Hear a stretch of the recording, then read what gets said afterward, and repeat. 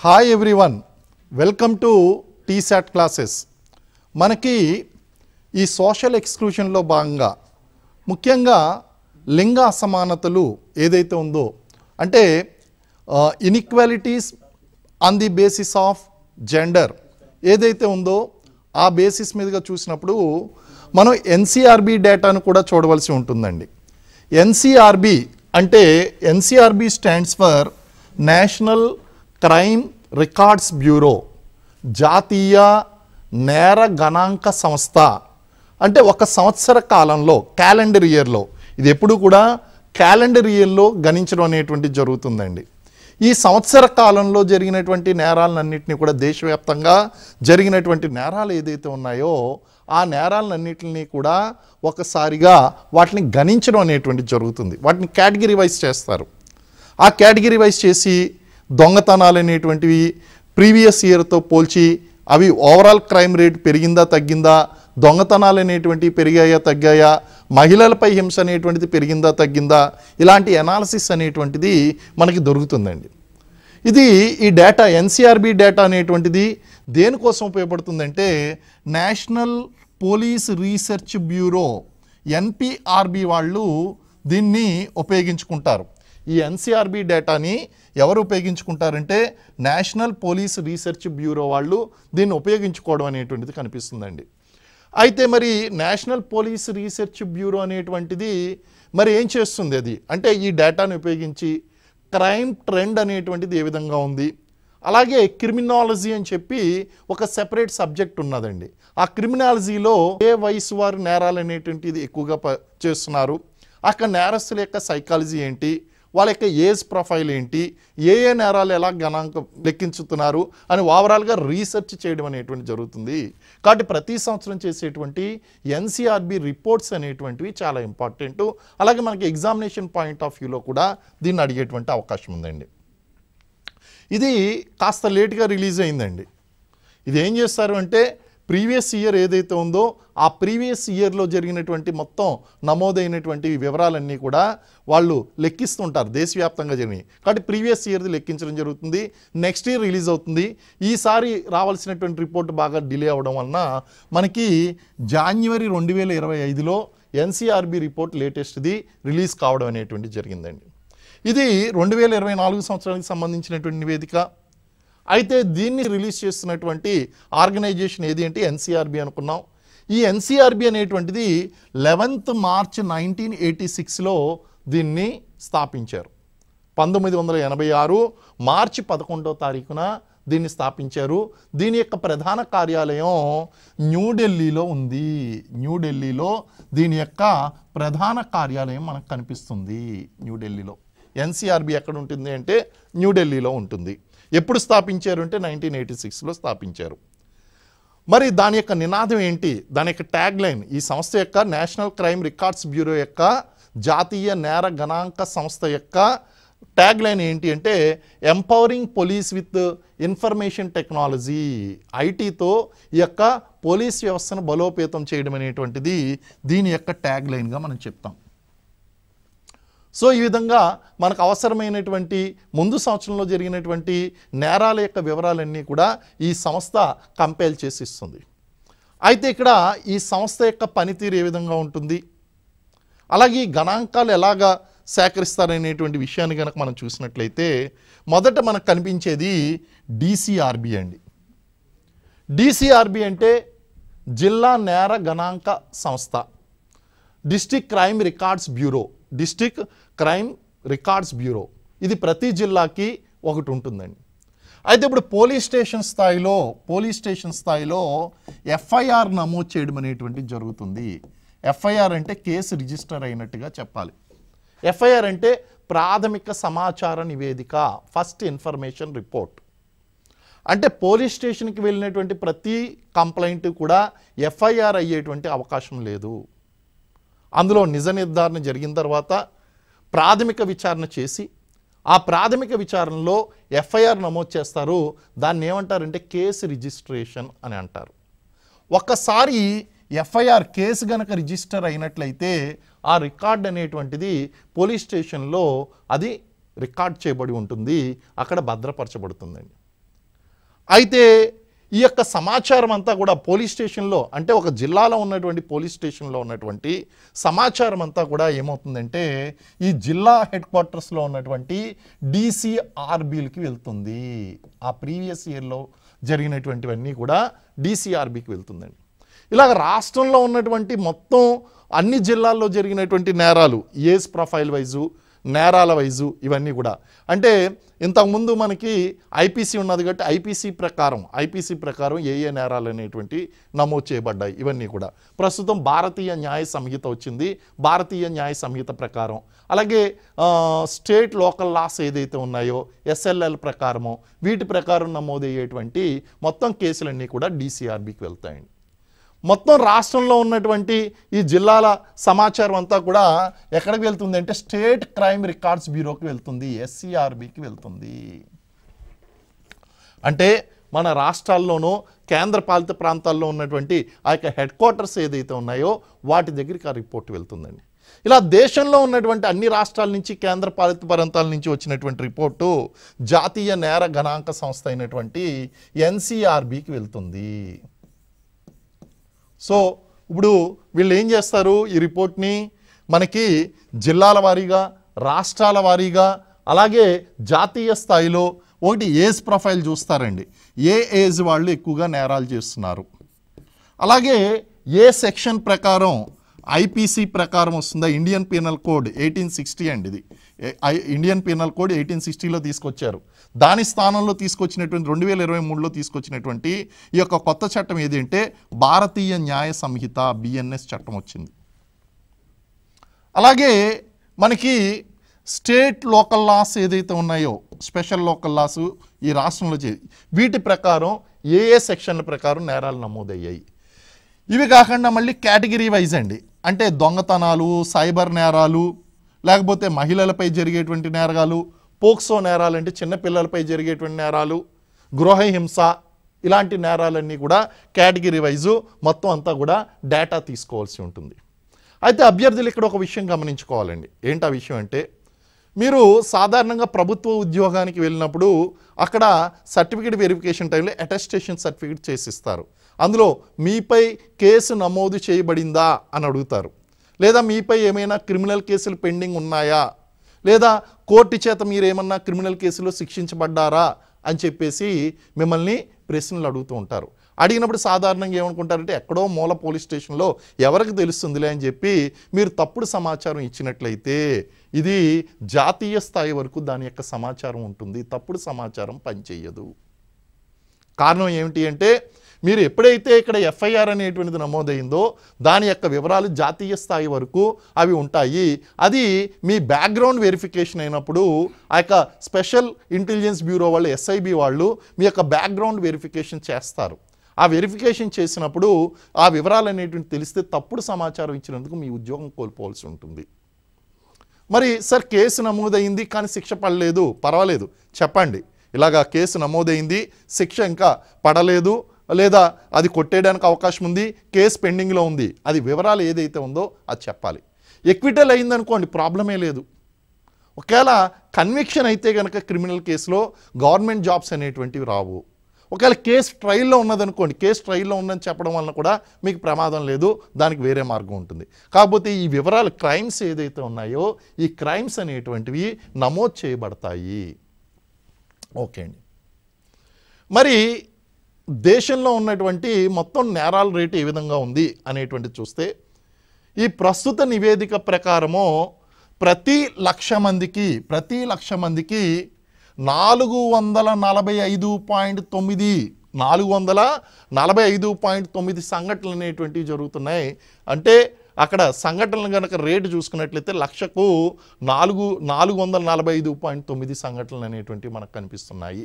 దీన్ని crime rate, దేశంలో ఉన్నటువంటి మొత్తం యావరేజ్ క్రైమ్ రేట్గా మనం చెప్తాం జాతీయ స్థాయిలో. మరి క్రైమ్ రేట్లో మనకేమన్నా మార్పు వచ్చిందా అంటే అంతకు ముందు సంవత్సరంతో కనుక పోల్చినట్లయితే అంతకు ముందు సంవత్సరం కన్నా స్వల్ప తగ్గుదల కనిపించింది. స్వల్ప తగ్గుదల 0.56% అనేటువంటిది తగ్గుదల కనిపించింది. అయితే సార్ ఇప్పుడు ఎన్సీఆర్బి రిపోర్ట్ ప్రకారము ఈ రిపోర్ట్లో తగ్గుదల కనిపించింది కాబట్టి దేశంలో నేరాలు తగ్గిపోయాయని మనం భావించవచ్చా? ఇక్కడ ఒక విషయం మీరు ఎనాలిసిస్ చేసినప్పుడు చూడాలి. ఇక్కడ క్రైమ్ రిజిస్ట్రేషన్ మాత్రమే తగ్గింది, నేరాలు తగ్గేయా లేగా అన్నదానికి దీన్ని బట్టి మీరు కంక్లూజన్కి రాలేరు. నేరాలు అనేటువంటి జరుగుతూ ఉండొచ్చు, కాకపోతే ఇక్కడ రిజిస్ట్రేషన్ బట్టి అక్కడ నేరాలు ఎంత ఉన్నాయనేటువంటిది మాత్రమే ఎన్సీఆర్బి చెప్తుంది. కానీ వాస్తవంగా జరిగేటువంటి నేరాలు అనేటువంటివి రిజిస్టర్ కాకపోతే కనుక చెప్పడం కష్టము. కాబట్టి రిజిస్టర్ అయినటువంటి నేరాలను బట్టి ప్రీవియస్ ఇయర్తో కనుక పోల్చుకున్నట్లయితే క్రైమ్ రేట్లో 0.56% స్వల్ప తగ్గుదల అనేటువంటిది కనిపిస్తుంది. ఇది ఇంపార్టెంట్ పాయింట్ అండి. మరి దేశంలో ఏ రాష్ట్రాల్లో అత్యధికంగా క్రైమ్ రేట్ అనేటువంటిది ఉంది, అందులో ఉన్నటువంటి మొదటి 5 రాష్ట్రాలు ఏంటి అనేటువంటి చూస్తే నెంబర్ వన్ ప్లేస్లో ఉత్తరప్రదేశ్ ఉంది. అంటే దేశంలో అత్యధికంగా క్రైమ్ రేటు నమోదవుతున్నటువంటి రాష్ట్రం ఏది అంటే ఉత్తరప్రదేశ్. 2వ స్థానంలో కేరళ, 3వ స్థానంలో మహారాష్ట్ర, 4వ స్థానంలో ఢిల్లీ, 5వ స్థానంలో బీహార్. చూడండి, all places are notorious places. Uttar Pradesh చూడండి, ఉత్తరప్రదేశ్లో లా అండ్ ఆర్డర్ ఎప్పుడు కూడా సమస్యగానే ఉంటుంది. గ్యాంగ్స్టర్లు, డెకాక్టీలు ఇవన్నీ కూడా నిరంతరం అక్కడ ఎన్కౌంటర్లు అవి జరుగుతూ ఉంటాయి. అక్కడ నేరాల స్థాయి అనేటువంటిది ఎక్కువగా ఉంది, సరిపోయేటువంటి విషయం ఏం లేదు. అలాగే ఈ ఫారెన్ కంట్రీస్లో ఎక్కువగా నివసించేటువంటి, విదేశాల్లో నివసించేటువంటి కేరళ, వీళ్ళందరూ మ్యాక్సిమం పీపుల్ అందరూ కూడా మిడిల్ ఈస్ట్లో ఎక్కువగా ఉంటూ ఉంటారండి, అక్కడికి వలస వెళ్ళిపోతూ ఉంటారు. అక్కడ కూడా కేరళలో కూడా క్రైమ్ రేట్ ఎక్కువగా కనిపిస్తుంది. ఆశ్చర్యపోయేటువంటి విషయం ఏంటంటే 2వ స్థానంలో ఉంది కేరళ క్రైమ్ రేట్లో. 3వ స్థానం మహారాష్ట్ర, అధిక రాజధాని అయినటువంటి ముంబై. అలాగే Delhi the most dangerous place అండి. ఈవెన్ నిర్భయ సంఘటన కూడా జరిగింది ఎక్కడ అంటే ఢిల్లీలో జరిగింది. ఢిల్లీ 4th ప్లేస్లో ఉంది. క్రైమ్ రేట్ అత్యధికంగా ఉన్నటువంటి జాతీయ రాజధాని ప్రాంతం, నేషనల్ క్యాపిటల్ రీజన్ ఆర్ కేంద్రపాలిత ప్రాంతం ఏది అంటే ఢిల్లీ అని చెప్పేసి మనం చెప్తాం. నేషనల్ క్యాపిటల్ రీజన్గా చెప్తాం. ఢిల్లీ ఈజ్ మోస్ట్ క్రైమ్ ఉన్నటువంటి ప్రాంతం, 4వ స్థానంలో ఉందండి. బీహార్ గురించి మనం ప్రత్యేకంగా చెప్పుకోవాల్సినటువంటి అవసరం లేదు. మొదటి నుంచి కూడా గన్ కల్చర్ అనేటువంటి చాలా ఎక్కువగా ఉన్నాయి. రణవీర్ సేన అనేటువంటిది, ప్రైవేట్ సైన్యం అనేటువంటిది విపరీతంగా గన్ సేకరించడం అనేది కనిపించింది అక్కడ మనకి. సో బీహార్లో కూడా మన గన్ కల్చర్ అనేటువంటిది ఎక్కువగా కనిపిస్తుంది. ఇక్కడ కూడా క్రైమ్ రేట్ ఎక్కువగా ఉంది. ఈ 5 రాష్ట్రాలు కూడా భారతదేశంలోని అత్యధికంగా క్రైమ్ రేట్ ఎక్కువగా ఉన్నటువంటి రాష్ట్రాలు. అలాగే మరి అత్యల్పంగా ఉన్నటువంటి రాష్ట్రం ఏది అంటే మనం నాగాలాండ్ను భారతదేశంలో సురక్షితమైనటువంటి రాష్ట్రాల్లో ఒకటిగా పరిగణించబడుతుంది. నాగాలాండ్లో, నార్త్ ఈస్ట్లో ఉన్నటువంటి నాగాలాండ్. అయితే మనం వింటున్నది ఏంటి అంటే నాగాలకి కుకీలకి మధ్య క్లాషెస్ అనేటువంటివి నడుస్తూ ఉంటాయి. అక్కడ జాతిపరమైనటువంటి పోరాటాలు అనేటువంటివి జరుగుతూ ఉంటాయి. అలాగే నాగాల గురించి, ఇక్కడ నాగాలాండ్లో ఉండేటువంటి ట్రైబ్ ఏంటి అంటే నాగా ట్రైబ్ అండి. నాగాస్ ఉంటారు ఇక్కడ. ఈ నాగా ట్రైబ్ని హెడ్ హంటర్స్ అని పిలుస్తారు. Very very important.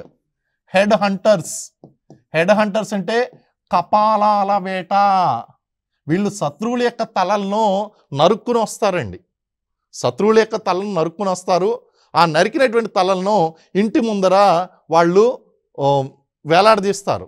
ఎవరి ఇంటి ముందర కపాలాలు ఎక్కువగా కనిపిస్తాయో వాళ్ళని వీరుడిగా పరిగణించడం జరుగుతుంది. అంటే ఎక్కువ మంది శత్రువులను చంపినాడు. ఈ కల్చర్ ఆగిపోయింది. అసలు ఒక రకంగా చెప్పాలంటే తుపాకీని ఉపయోగించినటువంటి మొట్టమొదటి తెగ ఏది అంటే భారతదేశంలో నాగాసే. మరి ఇంతటి నొటోరియస్ ప్లేస్ అయినటువంటి నాగాలాండ్లో క్రైమ్ రేట్ తక్కువగా ఉండడం ఏంటి అనేటువంటి చూస్తే ప్రస్తుతం మనం చెప్పినటువంటి ఆ హెడ్ హంటింగ్ కల్చర్ కానీ, అంటే శత్రువుల తలల్ని నరకడం కానీ, కుకీల మీద దాడి చేయడం కానీ, ఇలాంటి పరిస్థితులు ప్రస్తుతం లేవు. అదేవిధంగా అత్యంత సురక్షితమైనటువంటి ప్రాంతం అంటే వాళ్ళకి కల్చర్ ప్రకారం ఒక అండర్స్టాండింగ్ ఉన్నదండి. ఆ అండర్స్టాండింగ్ ప్రకారము వాళ్ళలో ఎటువంటి గొడవలు అనేటువంటివి లేవు. దాన్ని అత్యంత సురక్షితమైనటువంటి నగరంగా అందుకే నేను అంటాను, ఎన్సీఆర్బి రిపోర్ట్లో ఉన్నటువంటి డేటానన్నింటినీ కూడా మనం చూసుకుని నేరాలు తక్కువగా ఉన్నాయని పరిగణించడం కూడా కష్టం. ఇది కేవలం నమోదైనటువంటి నేరాల గురించి మాత్రమే మాట్లాడుతుంది. సాధారణంగా ఈ ట్రైబల్ కల్చర్లో పోలీస్ వ్యవస్థ, కోర్టు వ్యవస్థ, జ్యుడిషియల్ సిస్టమ్ అనేటువంటిది వెళ్ళేటువంటిది ఉండదు. ఈ యొక్క ట్రైబల్ కల్చర్లో అన్నీ కూడా తెగల పంచాయతీలోనే వాళ్ళు నివారించుకుంటారు కాబట్టి ఎఫ్ఐఆర్లు తక్కువ స్థాయిలో నమోదవుతాయండి. ఆ విధంగా కనుక చూస్తే సురక్షితమైనటువంటి నగరంగా పరిగణిస్తారు. కానీ కొంచెం ఆ నార్త్ ఈస్ట్లో ఉన్నటువంటి కొన్ని ప్రాంతాలు ఏదైతే ఉన్నాయో ఐఎల్పి కావాలండి, అంటే ఇన్నర్ లైన్ పర్మిట్ కావాలి. మీరు కొన్ని ప్రాంతాల్లో అరుణాచల్ ప్రదేశ్, నాగాల్యాండ్ ఇలాంటి ప్రాంతాల్లో ప్రయాణించడానికి మీకు ఒక వీసా ఉన్నట్టు ఇన్నర్ లైన్ పర్మిట్ అనేటువంటిది కావాలి. అంటే ఆ ప్రాంతాల్లో మీరు ప్రయాణించాలంటే గవర్నమెంట్ నుంచి మీరు పర్మిషన్ తీసుకోవాలండి. అవి కొంచెం నోటోరియస్ ప్లేసెస్ కింద ఉంటాయి కాబట్టి అక్కడక్కడ వాళ్ళ యొక్క సమస్యలు సర్దుమూలు చేసుకుంటున్నారు కాబట్టి ఎఫ్ఐఆర్ నమోదు తక్కువగా ఉంది కాబట్టి మనం ఇక్కడ సురక్షిత ప్రాంతంగా మనం చెప్తున్నాం.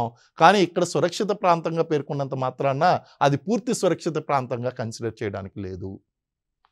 సరే అండి, ముఖ్యంగా నాగాల్యాండ్లో కనుక చూసినట్లయితే అక్కడ మహిళలపై ఉన్నటువంటి నేరాల రేటు కనుక చూస్తే చాలా అత్యల్పంగా ఉంది కాబట్టి ఇది మహిళల పరంగా కూడా సురక్షిత ప్రాంతంగా గుర్తించడం జరిగింది. ఓకే అండి. మరి పట్టణ ప్రాంతాలు, గ్రామీణ ప్రాంతాలు ఈ రెండు ప్రాంతాలని కనుక మనం తీసుకున్నట్లయితే ఎక్కడ నేరాల రేటు ఎక్కువగా ఉంది అన్న విషయం మీద ఎన్సీఆర్బీ విశ్లేషించిందండి. గ్రామీణ ప్రాంతాలతో పోలిస్తే పట్టణ ప్రాంతాల్లో నేరాల రేట్ అనేటువంటిది ఎక్కువగా ఉంది. ఆబ్వియస్లీ అండి, మీరు చూడండి గ్రామాల్లో నెంబర్ 1 ఏంటి అంటే జనాభా చాలా తక్కువగా ఉంటుంది. అలాగే గ్రామాల్లో ఉండేటువంటి జీవన విధానం కానీ, కట్టుబాట్లు కానీ, విలువల వ్యవస్థ కానీ పట్టణ వ్యవస్థ కన్నా భిన్నంగా ఉంటుంది. వలసలు అనేటువంటివి ఇన్లాండ్ మైగ్రేషన్, అంటే ఆ ప్రాంతానికి వలస వచ్చేటువంటి కొత్త వ్యక్తులు చాలా తక్కువ మంది ఉంటారు. ఇలాంటి కారణాల వల్ల గ్రామీణ ప్రాంతాల్లో నేరాల రేట్ అనేటువంటి తక్కువగా ఉంటుంది. ముఖాముఖి సంబంధాలు ఎక్కువగా ఉంటాయండి. పట్టణ ప్రాంతాల్లో కనుక చూసినట్లయితే ముఖాముఖి సంబంధాలు అనేటువంటివి చాలా తక్కువగా ఉంటాయి, పరోక్ష సంబంధాలు ఎక్కువగా ఉంటాయి. దాంతోపాటు ఇక్కడ ఉన్నటువంటి జనాభా విపరీతంగా ఉంటారు. ముఖ్యంగా చూడండి, ఇటు ఢిల్లీ కానీ, ముంబై కానీ, లేదా బెంగళూరు ఇలాంటి సిటీస్లో కనుక మీరు చూసినట్లయితే ఆ సిటీస్లో విపరీతంగా జనాభా ఉంటారు. ఆ జనాభా మీద అక్కడ ఉన్నటువంటి పోలీసులకి పూర్తి స్థాయిలో నియంత్రణ అనేటువంటిది ఉండదు. ఇలాంటి కారణాల వలన, అలాగే విలువల వ్యవస్థ, సాంస్కృతిక వ్యవస్థలో ఉన్నటువంటి మార్పుల కారణంగా ఇప్పుడు గ్రామీణ ప్రాంతంలో 6, 7, 8 అయిందంటే ఎవరు బయటికి వెళ్ళరండి.